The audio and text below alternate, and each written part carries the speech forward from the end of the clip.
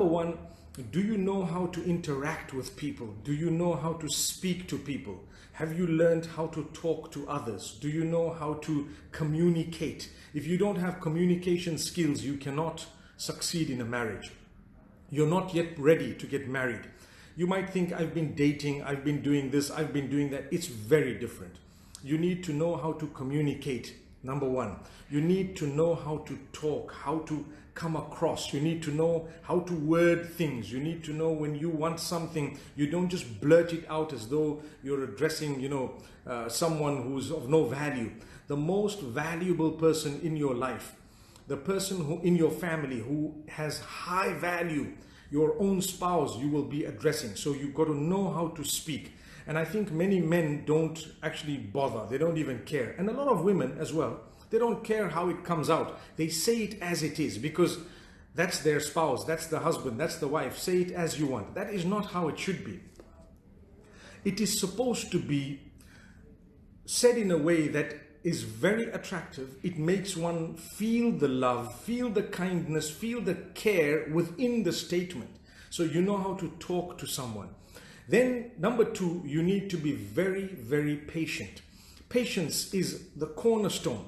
Patience is a quality that is required for you to be qualified as a person ready to get married. If you don't have patience, I'm sorry, you're not yet ready. So it doesn't mean that just because you're sexually able, you can now get married. No. If you don't have patience, you don't know how to talk to people, I think you need to hold on. You need to do courses on this. Be very patient. There will be statements that are said. There will be things. There will be problems. There will be issues. How do you address them? They say you be responsible. And I heard one of the scholars say recently that responsible is such a good term. When they say the men are responsible, they should be able to respond. Whenever things go bad, you can respond properly. So you respond in an able fashion. Hence, responsible. Wow, mashallah. Obviously, being responsible is far broader than that, but it is definitely within the meaning of it to say when something goes wrong, you need to be able to respond in a proper way. So if you don't have patience, you end up divorcing people. You end up not realizing that the problems can be resolved. The matters can be resolved. You need to learn to be slightly selfless. Don't be selfish. If you're selfish, you're not going to get along even with the best of the globe. You won't get along because you're selfish. So like I say, it doesn't mean that now I'm 20, 21, 22, I need to get married, 25, whatever you are, 26. No, remember this. So you need to learn how to talk to people. You need to be patient. You need to be selfless to a great degree. Learn to accommodate others. If you don't know how to accommodate others, you may not be ready to get married. Sometimes you don't like to do certain things. You have to learn to like to do certain things that you may not ideally like to do, simply to put a smile on the faces of those whom you love. Kindness. We need to be very kind, and kindness begins at home.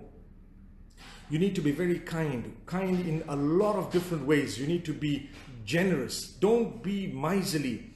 Don't waste. Yes, I agree. Don't waste. But at the same time, don't be miserly. These are beautiful qualities that we need to develop before we get married. When you're looking for a spouse, and when you have someone you think you're going to get married to, if it is superficial and if it's only based on what you can see, and if it's based on what just the looks of the person, and you haven't really based it on the character and the seriousness of the relationship with the maker, then I think you're going to head the wrong way. That's why we have so many marriages that are breaking. So many marriages that are breaking. My brothers and sisters, be sensitive. Be sensitive regarding the issues that your spouse may be going through. Sometimes, emotional issues, sometimes physical issues. Are you prepared to look after a person who might not be that well? To you, is a spouse just a slave, a worker, a person who's going to bring food for you every day? Is that what a spouse is all about? If that's the case, it's not a spouse you're looking for. You're looking for a maid or a servant. You're looking for a cook, perhaps. You're looking for a person, a cleaner, someone who can do your laundry. That's what you're looking for, not a spouse. A spouse is someone whom you're ready to help, they're ready to help you. When it comes to food and drink and cleaning and cooking and everything, We're all responsible for it. MashaAllah, a lot of times you'll have one of the spouses who will volunteer to do it, while the other one must cheer them on and must help them wherever possible. It doesn't mean because they volunteered that it means it's not your duty at all. But rather it is the collective duty of the inhabitants of the home to ensure that the home is clean, to ensure that the food is there, to ensure it's a collective duty. So each one plays his or her role, and the other will support the one who played another role, and vice versa.